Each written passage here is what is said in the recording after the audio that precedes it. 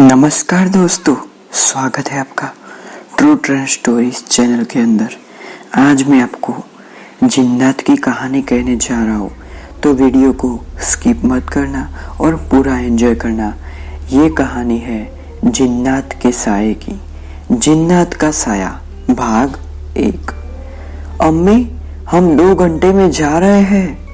नूर, सायरा आपको कितनी दफा समझाए कि ऐसे नहीं कहते, कहा करो कि अम्मी हम जाकर आते हैं।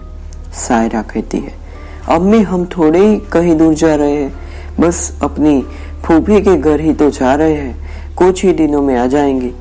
आप भी ना अम्मी, न जाने क्या क्या वो हम करती है। नूर, या अल्लाह, ये लड़की कभी हमारी नहीं सुनती।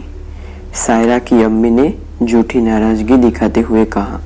सायरा, अच्छा, हम अपनी प्यारी अम्मी की बात नहीं सुनेंगे तो और किसकी सुनेंगे?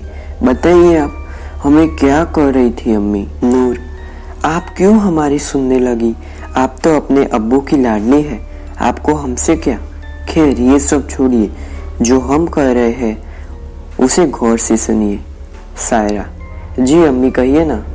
नूर, आप अपनी फूफी को बिल्कुल भी तंग नहीं करेंगे। और सायरा, अम्मी हम कोई बच्ची थोड़ी है जो हम फूफी को तंग करेंगे, हम बड़े हो चुके हैं, अब हम बच्चों को पढ़ाते हैं, हम खुद बच्चे नहीं है। और वैसे भी हम फूफी को तंग करने नहीं, उन्हें अपने निकाह के लिए बुलाने जा रहे हैं। सायरा ने अपनी अम्मी की बात बीच में काटते हुए कहा।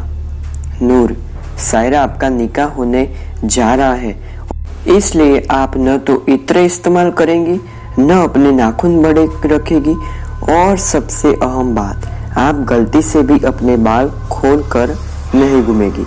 जिन्नात का साया आ जाता है, वह हम नहीं होंगे आपको याद दिलाने के लिए, इसलिए यह सब ध्यान रखना। सायरा, क्या मम्मी आप भी किन बातों को लेकर बैठी है? ऐसा कुछ नहीं होता। नूर, चुप करो सायरा, जिन्नात होते हैं और आपके यकीन करने न करने से उनके अस्तित्व को कोई फर्क नहीं पड़ता है, समझिए आप? बस आपको हमारी बात माननी है, मतलब माननी। अब जाकर आओ अपनी फूफी के यहाँ और ध्यान रखना अपना, ठीक है ना? सायरा, अरशद, अरे नूर, आप हमारी बच्ची को ऐसे न डांटिए, ऐसे न डांटिए, ठीक ही तो कह रही है सायरा, जिन्नात वगैरह कुछ नहीं होता। नूर, आप भी इसका साथ देने लगे अरशद। खैर छोड़िए, हम किसी को समझा तो नहीं सकते, पर सायरा हम माँ है आपकी और आपको हमारी बात माननी ही होगी।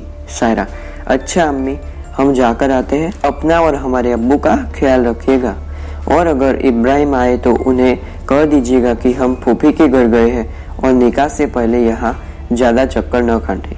नूर, ठीक है, अब आप जाइए वरना आपकी ट्रेन छूट जाएगी। सायरा, खुदा हाफिज अम्मी, खुदा हाफिज अब्बू। सायरा अपने सारे सफर में अब्बू, अम्मी और इब्राहिम के बारे में सोचती रही। तभी ट्रेन स्टेशन आने का संकेत देती हुई रुकती है और सायरा अपने ख्यालों से बाहर निकलकर अपनी फूफी रुखसाना के घर के लिए रवाना होती है। रुखसाना, आ गई सायरा बेटी, हम आपके फूफा इमरान, असलम और जोया कब से आपकी राह देख रहे थे। सायरा, अस्सलाम वालेकुम फूफी, अस्सलाम वालेकुम फूफा। अरे पहले हमें अंदर तो आने दीजिए खाला, सायरा ने हंसते हुए कहा। जोया, आइए ना आपा, पूरे 5 सालों बाद मिले हैं, आप तो अब पहले से भी ज्यादा खूबसूरत लग रही है आपा। वही गहरी नीली आंखें, निखरा हुआ चेहरा, घने काले रेशमी बाल, क्या बात है। अब भी ये खूबसूरती हमेशा से ही थी या इब्राहिम जी से मिलने के बाद आई है? सायरा, ओफो जोया, हम इतने थके हुए हैं और तुम ये सब मजाक कर रही हो। फिलहाल हमें आराम करने दो, हम थोड़ी देर में नीचे आते हैं। कुछ देर बाद आराम करने के बाद सायरा नीचे सबके साथ बैठकर बातें करने लगती है। सायरा, और बताइए असलम भाई, आपकी नौकरी कैसी चल रही है? और अब तो आप एक अच्छी सी लड़की देखकर निकाह कर लीजिए, ताकि हमारी बेचारी जोया का निकाह हो सके, वरना इन्हें तो सदमा ही पहुंच जाएगा। सायरा हंसकर कहती है। असलम, सायरा आप तो जानते हैं कि हमारी दोनों बहनों यानी आप और जोया जैसे तो है नहीं, जल्दबाजी में फैसला लेने वाले। इतना कहकर असलम भी सायरा के साथ हंस देता है। तभी रुखसाना सबको खाना खाने के लिए कहती है। खाना खाने के बाद सभी लोग सायरा से कुछ समय साथ बैठने के लिए कहते हैं, पर थकान के कारण सायरा अपने कमरे में जाकर सोने की बात कहती है। तो सभी उसको यह कहकर जाने देते हैं कि ठीक है, अभी तो आप 15 दिन और रुकेगी, तब बात कर लेंगे। आज आप आराम करिए। और सायरा अपने कमरे में चली जाती है।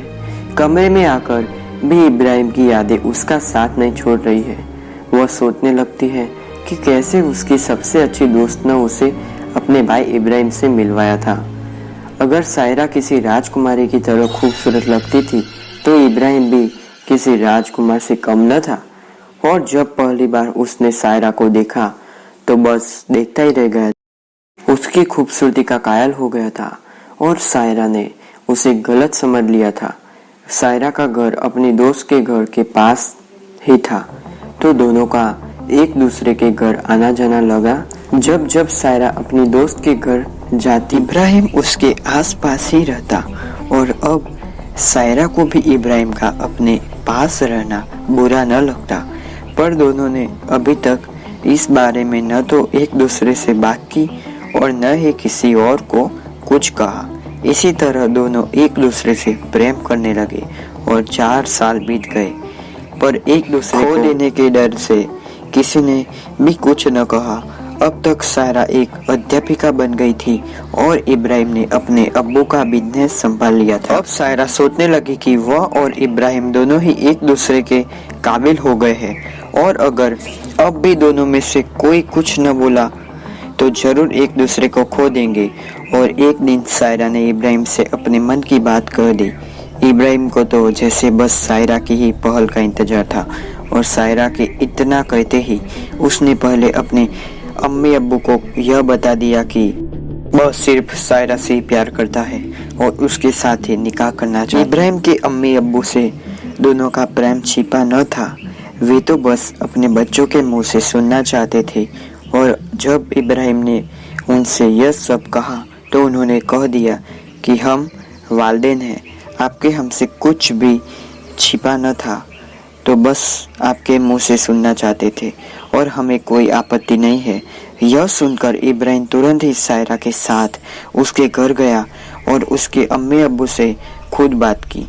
सायरा के अम्मी अब्बू को अपनी इकलौती बेटी की पसंद है, भला क्या ऐतराज।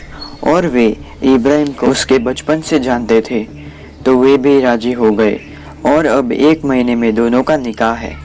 यह सब सोचते सोचते कब सायरा को नींद आ गई उसे पता ही नहीं चला। अगले दिन नाश्ते पर सभी में हंसी मजाक चल रहा होता है कि तभी सायरा कहती है कि हमें आपका शहर घूमे काफी साल हो गए हैं, अब हमें दोबारा शहर घूमना है। इस पर जोया तुरंत कहती है, ठीक है आपा, हम आपको शहर घुमा देंगे। यह सुन सायरा मुस्कुरा देती है। कुछ ही देर में सायरा तैयार होकर नीचे आ जाती है। नीली जीन्स, लाल टॉप, गहरा काजल और खुले बालों में वह आज भी एक राजकुमारी की तरह लग रही थी। उसके मोगरे के इत्र की सुगंध पूरे घर में फैल रही थी। वह अपनी अम्मी की इत्र इस्तेमाल न करने और बाल न खोलने वाले हिदायत भूल चुकी। उसकी फूफी ने भी उसे टोका, पर जोया ने कहा, अम्मी आप मामी जान की तरह ये सब बातें न किया करिए।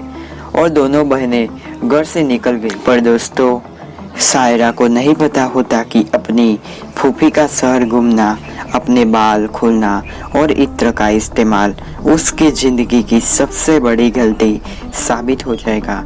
सायरा के साथ आगे क्या हुआ, कैसे उसकी खूबसूरती, उसके खुले बाल और उसका इत्र उसकी परेशानी का सबब बनते हैं, जानने के लिए देखिए